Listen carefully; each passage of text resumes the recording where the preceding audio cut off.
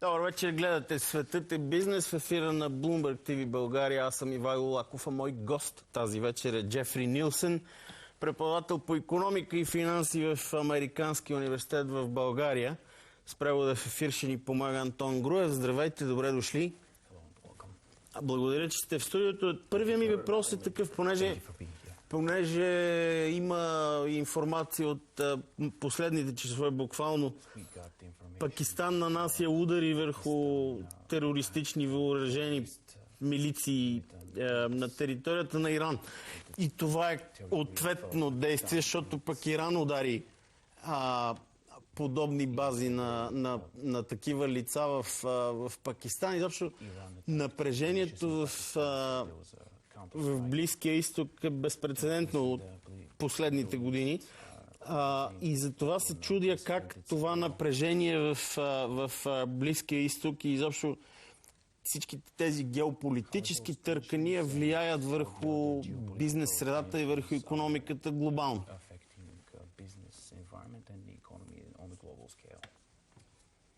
Yes, the best indicator we have of economic activity. Най-добрите индикатори, които имаме за икономиката на дневна база, са капиталовите пазари.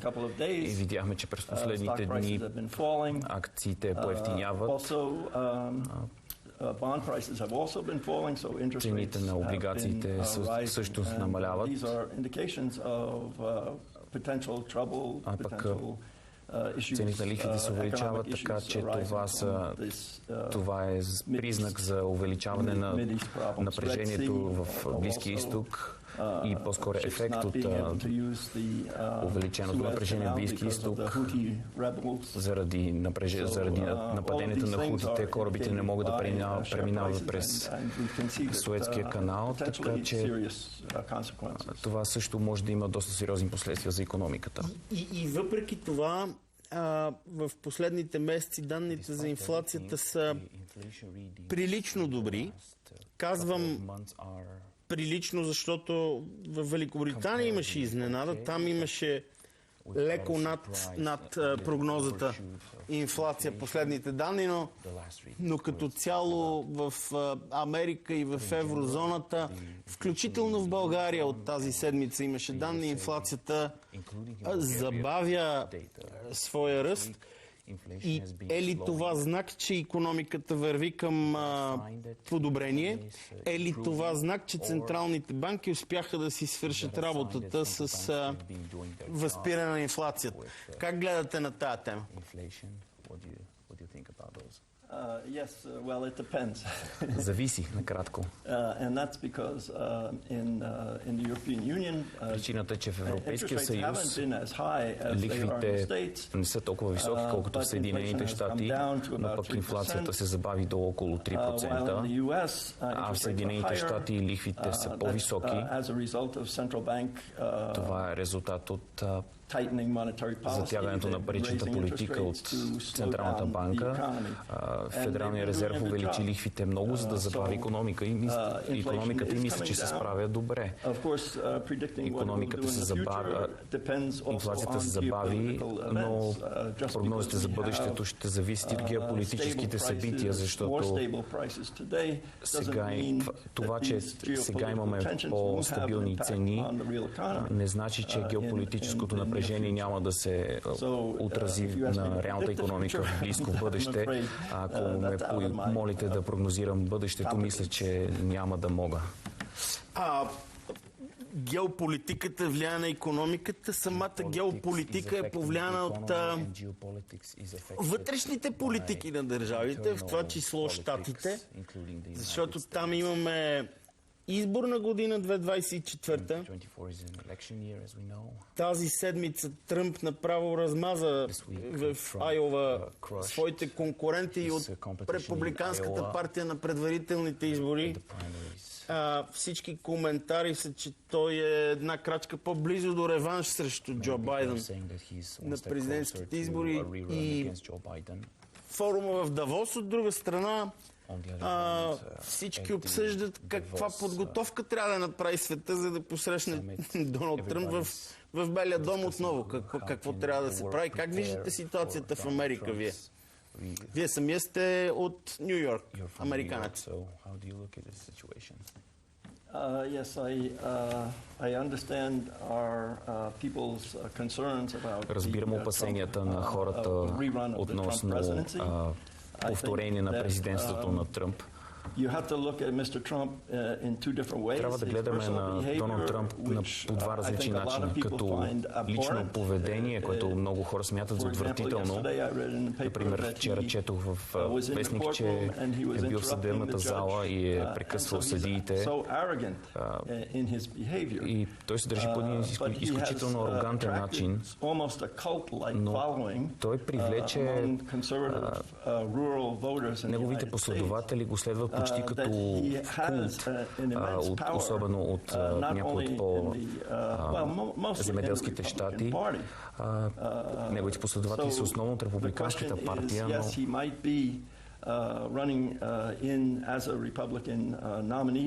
въпросът е, че той може да ще се кандидатира като представител на републиканската партия, но въпросът е, ще успее ли да привлече и основната маса хора в Съединените щати. Именно заради поведението си. Когато беше президент, си спомням, че всеки ден имаше някакъв нов въпрос относно това какво прави, дали той пишеше в Твитър, коментираше нещо. По него винаги се случваше нещо поляризиращо. Лично аз не бих искал то отново да стане, отново да видим повторение на предходната администрация. Като заговорихте за противопоставяне и антагонизъм, вярно ли в Америка обществото е толкова разделено, че крайните привърженици на Тръмп трудно разговарят с онези, които подкрепят демократите и изобщо напрежението в самото общество, социалното напрежение в щатите е толкова високо в момента?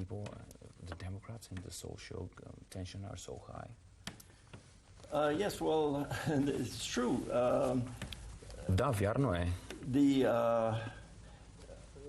Both coasts of the United States are relatively more open to international influences. И двата бряга на Съединените щати са относително по-отворени към международно влияние, докато по-земеделските и средни щати се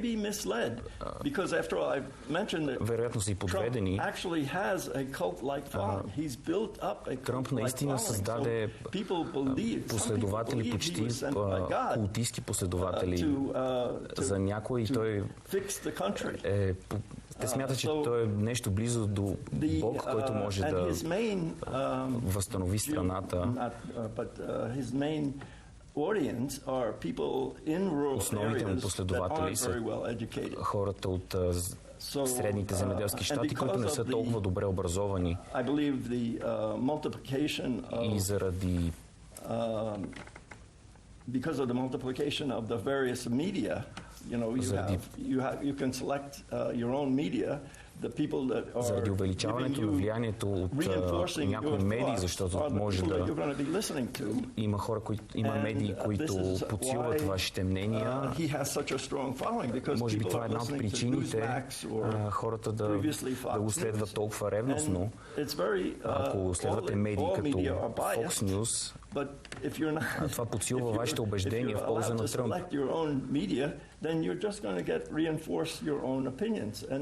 Това подсилва мненията ви и мисля, че това е една от причините за разделението да е толкова силно. Разбира се, всичките медии са пристрастни по един или друг начин, но все пак това много подсилва тези настроения. Обикновено, когато има избори в щатите, годината е много силна на финансовите пазари и на Уолл Стрит, но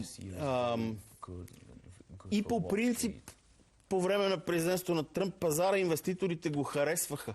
Вие какво очаквате за пазарите през 2024 година?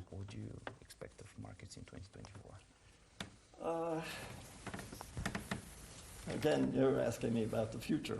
Отново ме карате да прогнозирам бъдещето. I remember last time he was elected and there was a boom in the stock market. Помня, че при избирането на Тръмп имаше рязък ръст в капиталовия пазар. And I would say that only the last 2 months of this year were good Бих for the казал, stock че market. само последните 2 месеца от тази година бяха добри за капиталовия пазар. Because of inflation. Inflation was always a load on the financial markets. Инфлацията винаги тежи много на капиталовите пазари.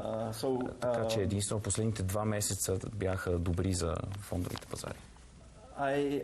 And the crazy thing is about predicting a Trump victory is you have to also take into account the court system. Трудното в това да прогнозираш победата на Тръмп е и съдебната система. В момента срещу Тръмп има, мисля, че 91 обвинения. And these are all coming. All of these court cases are coming at the same time as the primaries.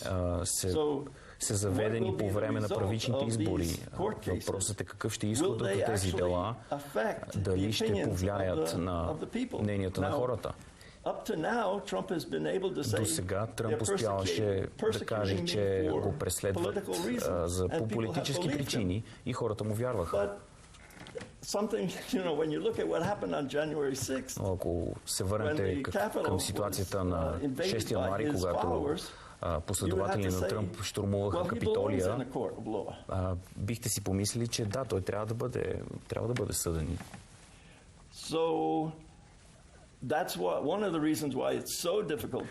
Това е една от причините да е толкова трудно да прогнозираме какво ще стане с капиталовия пазар, ако Тръмп бъде преизбран. Защото е важно да знаем какви ще бъдат изходите от делата.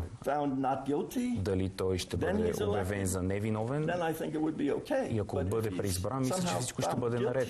Но ако по някакъв начин бъде обявен за виновен, кой знае какво ще се случи. Бихте ли коментирали американската външна политика, която също оказва огромно въздействие? Това, което касае нас тук в България, в Източна Европа, в цяла Европа, разбира се, е отношението към войната в Украйна. И сега в Конгреса спряха помощите, финансови и оръжейни към Украйна. Част от тях бяха пренасочени към Израел и към Близкия изток, но много хора си мислят, че ако Тръмп се върне на власт, той ще се споразумее с Путин много бързо. И това излага на голям риск, как да кажа, единението на Запада по отношение на този конфликт, по отношение на тази война, рискува да изостави Украйна и нейните надежди за интеграция с Запада и да остави Европа сама да се оправя с Путин. Можете ли да прогнозирате каква ще е американската външна политика в близките месеци по този въпрос?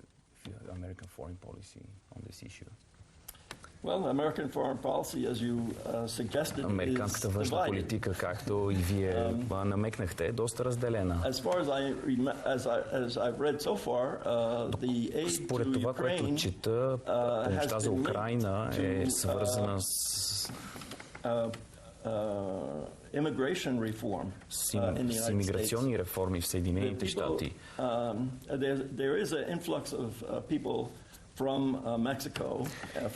Има огромен наплив от мигранти от южната граница на Съединените щати, които идват от Мексико. И много хора се тревожат от миграцията към Съединените щати, не само от консервативните щати, но и от либералите.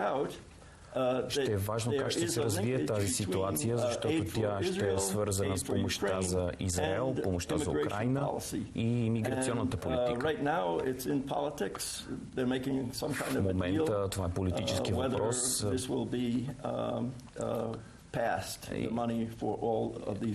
Зависи от политически договорки дали тази помощ ще бъде приета.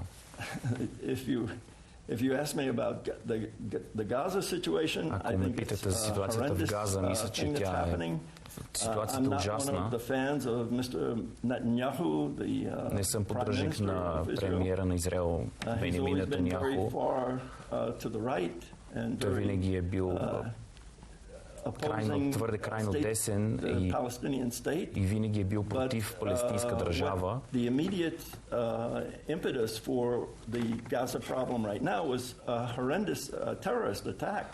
Тласъкът на ситуацията в Газа, разбира се, беше ужасна атака срещу цивилно население, но по отношение на Газа ситуацията е просто ужасна.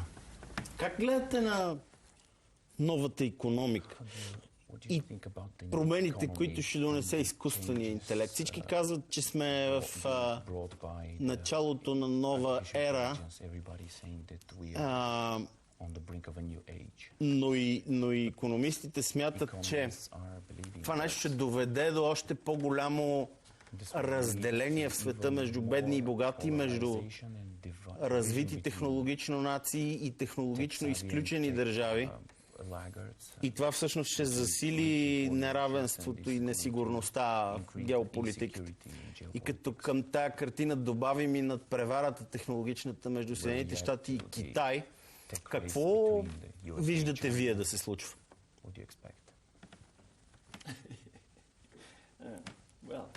AI is I think it's a game changer. Мисля, че изкуственият интелект коренно ще промени ситуацията. В образованието и конкретно студентите, на които преподавам, трябва да вземем това предвид. I gave some questions, some short answer questions last semester. Миналия семестър им поставих някои въпроси. Хората вече не гледат текста, просто го пишат текста и получават отговори. Давай ми кратки въпроси, получава много дълги отговори, написани на перфектен английски. И това са проблеми, на които трябва да обърнем внимание в преподаването. Защото тази ситуация няма да изчезне. Относно как това ще повлияе на технологичния напредък. Мисля, че ще направи хората по-продуктивни. Ще увеличи производителността. И от гледна точка на икономистите това би трябвало да е добре за икономиката.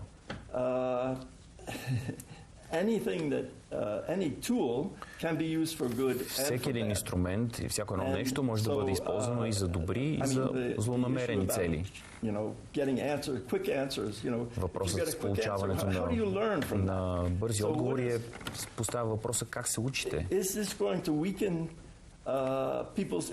Въпросът е дали това ще ослаби интелекта на хората, защото те просто ще задават въпроси и ще получават мигновени отговори, без да научават нищо. Но ако вземем аналогията с калкулатора, хората винаги се използват за калкулатори. Не познавам човек, който би смятал големи числа без калкулатор. И това ни е помогнало да бъдем по-продуктивни. Но има много елементи, свързани с изкуствения интелект, защото сега той може да създава изображения и то реалистични. Is that going to be a tool by bad actors? Дали това ще бъде инструмент за злонамерени актьори, които да създават аргументи срещу хората, да нападат хора дори? So I'm sorry. I can't make predictions. Така че съжалявам, но не мога да направя такива прогнози. Понеже зададох въпрос за неравенството, аз го зададох не случайно. Има новина от последния ден в Давос на Световния икономически форум. 250 души, милиардери и милионери са пуснали отворено писмо до световния елит, до световните лидери с предложение да бъде обложено тяхното богатство. Да плащат по-големи данъци, за да подобрят услугите, държавите по света с тези пари. Как ви звучи това?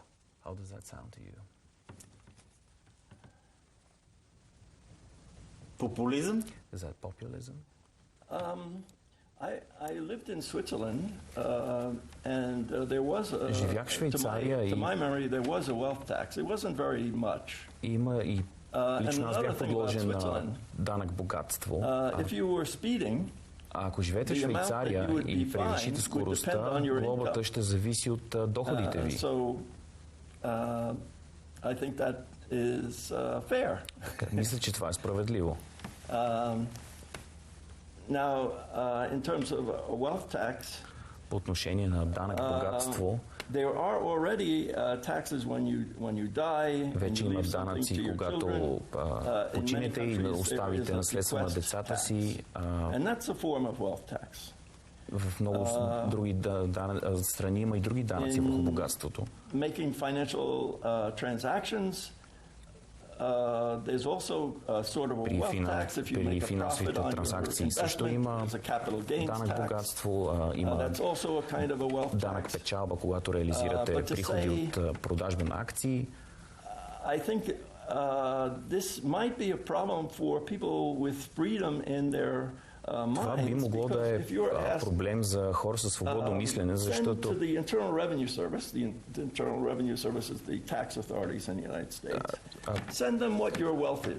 ако изпратите на данъчите в Съединените щати разбивка на богатството си, им давате твърде много информация, така че мисля, че този данък богатство не навлиза толкова в личното пространство и не пречи на неограничаване независимостта на хората толкова много. Кажете ми как виждате България, как се живее в България, как се чувства един американец. Вие сте от доста години. Как виждате промяната при нас?